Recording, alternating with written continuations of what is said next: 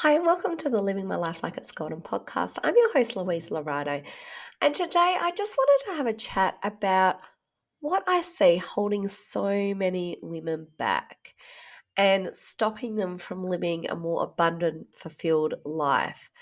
And it's something that is just so simple to fix with a few simple strategies. And I want to share those with you today. So stay tuned for that.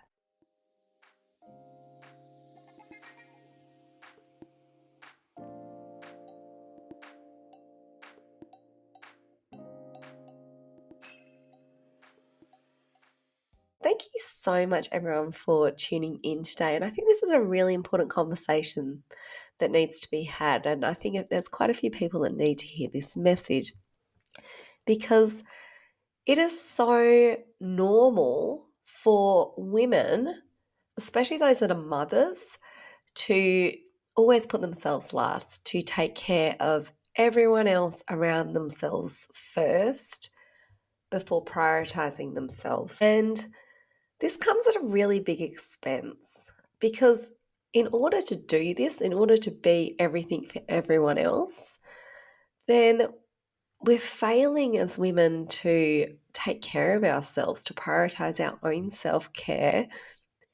And I don't know anyone that is actually happy by doing that. It definitely brings some joy and happiness to nurture and care for others. But when it is constant, when it becomes a chore, when it becomes draining, it can actually lead to a lot of resentment and a lot of burnout. And you just need to look around to see that we are busier than ever. It is the norm to be busy. It is the norm to have kids with these really packed schedules that you're dropping them off here and there.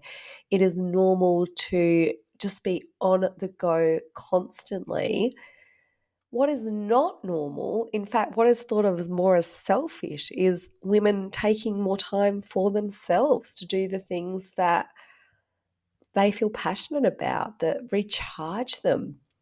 And I want to speak from my own experience. So I took ages to learn this lesson myself. And I remember becoming a mum for the first time, which was just over 15 years ago now. And all of a sudden, my life just transformed to having this child that depended on me for everything. And that sort of that pattern then continued in so many other areas. All of a sudden, I felt like I had to be the one that had to do everything, that there was this big responsibility on me. And it was not because my husband wouldn't help out or anything. It was definitely nothing like that. He was amazing.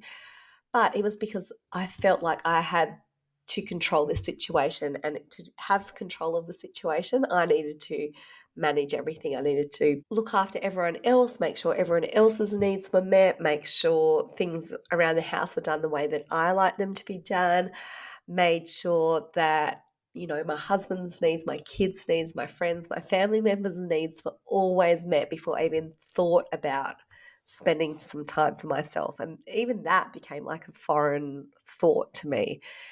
And over time, you forget, you lose touch of what do you actually enjoy on your own? What did you like to do? Like, how many of us have lost that connection to what really lights you up, what really makes you happy? Is that something that you take time every single day to prioritize in your life? And I think the big reason for this, well, I know for me personally, was all the role models in my life showed me that this is just what women did. And I had an amazing mum growing up. She was a stay-at-home mum throughout our whole schooling, and she was always there for us. She would, all of our needs were always met. We'd always had food to eat, beautiful, clean house. She was always taking us to wherever we needed to go.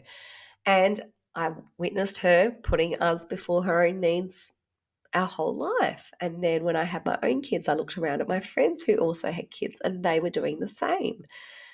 And what we learn through the role models and the examples that we have in our life, and if that is just the norm, that we do everything for everyone else, we need to have more control over our lives so we feel like nobody else can ever do a good enough job or stack up to the way we want things to be done, even if people offer help. I don't know about you, but I can think back on the amount of times that people have asked me can they do anything to help me? And I always say no, even though I would love help. And I don't know why I do that, but I think it's this ultimate feeling of I just don't feel like anyone else can do the jobs or the things I need help with to the standard that I want them to be done. And I want to have that control of it.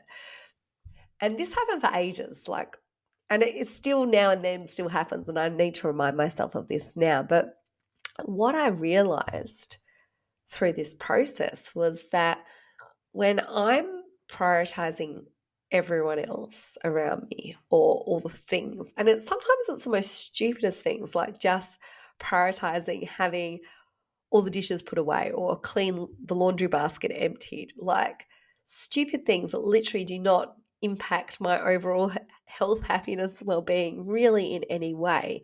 But there are these things in my head I think I just have to get done.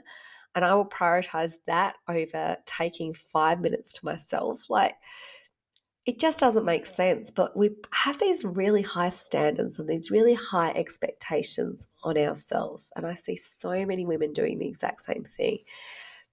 And what ends up happening, at least for me, was I found I was just living on autopilot. So I would go through my days, day to day, exact same thing. It felt like on repeat. So wake up, get the kids sorted, get myself sorted, school drop off, go to work, come home, kids' activities, making dinner, cleaning the house, maybe exhaustingly crashing on the couch for half an hour to watch a show before falling asleep and repeating the same process again and again and again. And it feels like when you're living that way and you're on that busy mode all the time, you're always in that doing, you feel like you've always got to be on for everyone else. What that led to was just never stopping to enjoy the moment. And it doesn't feel like you're living, it feels like you're just existing. You're going through the motions. It's the same, basically the same day on repeat over and over. And to me, that is not a fulfilling life. Where the fulfillment comes from is really in the little things in the present moment.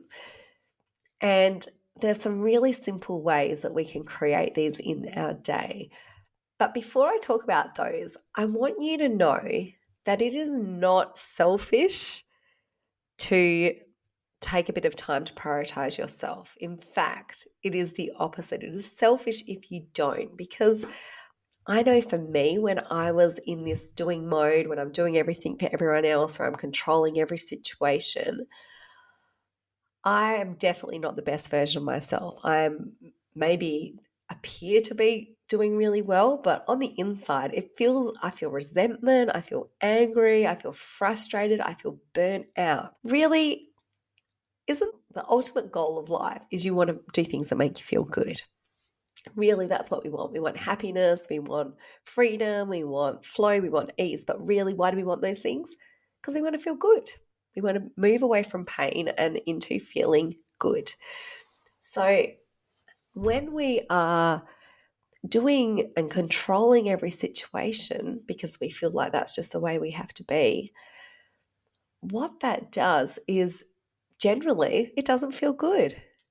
Whenever you're controlling something or you're doing something out of obligation, that is putting you in that sort of lack mindset. You're feeling that resentment, that anger, that frustration. And all that does is it just creates more things in your life that lead to anger, resentment, frustration. And that's why this cycle continues. And, there's a reason on the planes where they say put your oxygen mask on before you put on anyone else's, because you can't care for yourself. You can't be there for other people if you are running on empty. You can't look after those around you. You can't show up and be the best version of yourself. But also, if you have daughters yourself, and I do, I've got 2 daughters, what role model are you setting them? Do you want them to be on that constant, busy doing mode where you just feel like you've got to put everyone's needs above your own? Like, is that really what you want for them? So we need to remember that the biggest teachers in our children's life, despite what they're consuming on social media and all the influences they're watching. We really are their biggest influencers. They learn through watching how we are in our life, how we interact with others, how we handle different situations. We're setting them up with all these ideas and beliefs and thoughts of how the world works. And you need to be mindful of what those stories and what those versions of yourself that you want to be teaching to your children, that you really want them to be, if you want them to be successful. Because I know as a mum, I want the best for my kids. And in order for them to have the best, I need to show up to them as the best version of myself. And what I noticed is when I started prioritizing my own self-care, and I'm not talking about, spending days and days doing stuff on myself. I'm literally talking about starting with a few simple habits. Like, it could be like 5 minutes every morning to go enjoy your cup of coffee outside in nature and do some grounding or something like that. Really simple things. It doesn't have to be anything massive to start off with.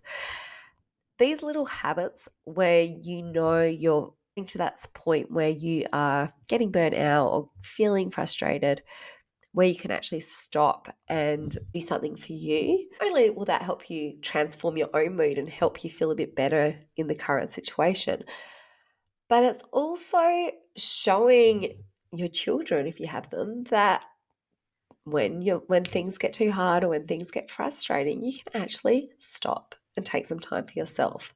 Stop and prioritize yourself. So then they can start doing the same thing in their own lives. So it's really essential for women to have this toolkit of strategies and tools that they can use when things aren't going well, when they are feeling that frustration or they're feeling too busy. When I personally started doing this, it literally started with like a 5 minutes every day of doing something just for myself. It wasn't anything big. And it would always be something really simple, like enjoying like a herbal tea outside in nature, maybe bare feet, doing some grounding, or reading a chapter of a book that I like. Reading books was one of my passions before kids, and then I completely forgot about it for about 10 years. And that's something I recently really got back into again, is reading. So maybe reading a chapter of a book, or I really enjoy writing, so doing some writing or going for a walk in nature. Little tiny things to start off with. It doesn't have to be big. And then once you start feeling a bit more comfortable about that, you start to implement a few more habits that help set you up with your day. So now my day always starts in the morning going to the gym. Well, most mornings, not every morning. There's a few rest days in there, but it starts with movement, because I know the days that I move my body, I feel so much better. My days always involve a bit of like healthy meal prep as well, because I know that's going to set me up for some feeling really good. When I eat good food, it makes me feel better. So let's just say on average in my day, there's about an hour. Sometimes it's more, sometimes it's less, but usually an hour of my day is dedicated to stuff that is just purely for me. Still means there's plenty of other time for everyone else, but what that time does, it actually makes, I've found, adding that hour that I take away from where I used to be rushing around in the mornings, getting school lunches ready, trying to do some cleaning or whatever I tried to do before work and school in the morning. My time is so much more productive now. It is crazy. Like, I feel like taking an hour for myself has like freed up an extra 2 or 3 hours in my day, because when you are running on empty, when you're always doing stuff for everyone else, you find that you are just going through the motions and you're so much less productive as a result. And there's actual scientific proof. You can do your own research, but there's a lot of evidence to show that. And especially when we're like multitasking and things like that, you are so much more productive. It's like you're trying to run around on petrol is on that below the empty mark and the fuel light's been on for a week and you're still driving around. You're not going to get very far. And that's exactly what happens to you if you're just in this doing mode, giving to everyone else mode all the time.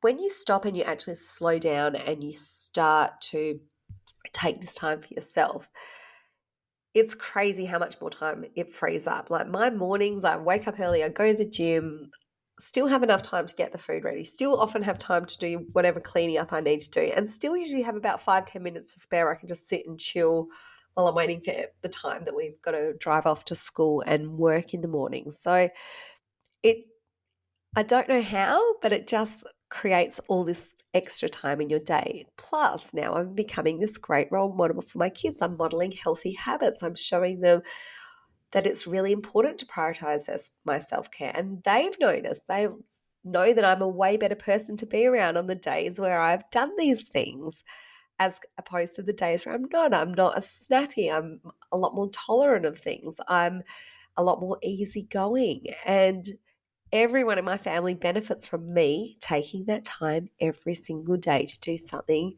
for me. And as a result, my eldest daughter, my 15-year-old, has just joined up the gym with me in the last couple of weeks because she's seen the benefits of these healthy habits. I haven't asked her to exercise or go to the gym, but she's just watching and seeing the impact it has on my life, and has now decided she wants that for herself. So it's amazing that I can create these great opportunities for my own children, not by me doing things for them, not by me telling them you've got to do this and you've got to do that, but just by leading the way. If you're a mum, or even if you're just a woman that has other people that look up to her, I want you to know that it is so important that you do these things for yourself so that you can feel better and that you can be a good role model and you can be an influencer to all those people around you in your life, and they are going to get so many of the benefits of it. Now, if you're not even sure where to start though with any of this, especially if you've just been in this autopilot, busy doing, giving to everyone else mode for a long period of time, often we forget what we actually really enjoy. So what I want you to do is I want you to make a list and just brainstorm on this list all the different things you think of that make you happy, that light you up, that bring you some joy. And it doesn't have to be big things. You can definitely put some of the big things on there, but anything that you can think of. And if you have forgotten what these things are, because maybe it's been a while since you've done any of these actions, then think back to what you used to enjoy. Think back to when you were a kid. What were some of the things you used to enjoy doing? And have this list out, and you can definitely add to it as you go. But big things, little things, just create whatever that you can think of. So it might be going for walks outside, it might be going down to the beach, walking in nature, it might be having drinks with friends, getting on the phone with a loved one. It might be playing board games, doing something creative like painting or drawing. Maybe it's treating yourself to manicures or pedicures or some other sort of beauty treatment. It might be making a gratitude list each day. Maybe it is gardening or any other hobbies that you enjoy. So it really doesn't matter what goes on your list. This is only for you. No one else is going to see it. But I want you to challenge yourself in the next week to try and do one thing off your list every single day this week. And if you've got a really busy day, just schedule a little thing in. And just when you're doing these things, do them mindfully. Don't be on your phone. Don't be scrolling through things. Just fully enjoy the moment of doing whatever the activity is that you have chosen. And just notice how that makes you feel. And this is just a really simple step to get you started. But what this is going to be doing is setting you up to start prioritizing yourself. And you can definitely add more things as you go. Maybe there's something you haven't done for ages and you think, I really want to get back into that. And you can take this as your permission to give yourself to do that thing, to start off whatever it is you want to do. Maybe it's making a change to your diet. Maybe it's to start doing a little bit of exercise or just going for daily walks or moving your body in some way. Maybe it's just to drink enough water or to go to sleep half an hour earlier or wake up half an hour earlier so you have some time to do these things if you don't think you have the time in your day.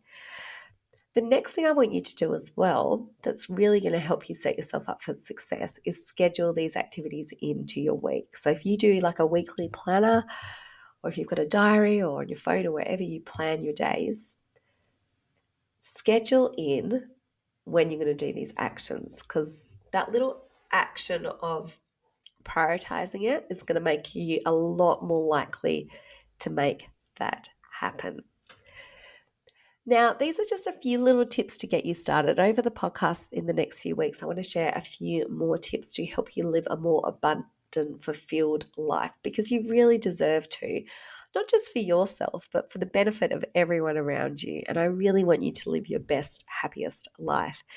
Now, if you are in the Perth or Mandurah region, I am holding a live in-person workshop in a couple of weeks. Now, it's called Thriving Together, and this half-day retreat is going to be a special time for mums and their teenage or young adult daughters to come together and have a morning of self-care and inspiration. And you know what? Being a mum is hard, but being a teenager or a young adult is also hard. So it's so important that during this time we're prioritizing things like self-care, self-love, and lifelong healthy habits. And this will help you just get through this period without burning out and keeping your relationships intact. So during the workshop, we'll be covering topics like self-care and well-being practices, mindfulness, understanding and managing codependency, healthy habits, and goal setting, and empowered decision making. It's going to be such a fun morning and just really inspiring and empowering for those who attend. So if you're in the Mandurah or Perth region, you can find out more at louisalarado.com/thriving, or you'll find the link in the show notes below. If you can't attend this workshop, if you're not in the area, then just stay tuned to the podcast. Make sure you're following along or subscribe to this podcast so you can get so many more great tips to live your most abundant life. If you've enjoyed today's episode, feel free to share it with a friend who you know will also benefit from it, or leave me a review. Now, I'm looking forward to seeing you on the next episode. Thank you so much for listening.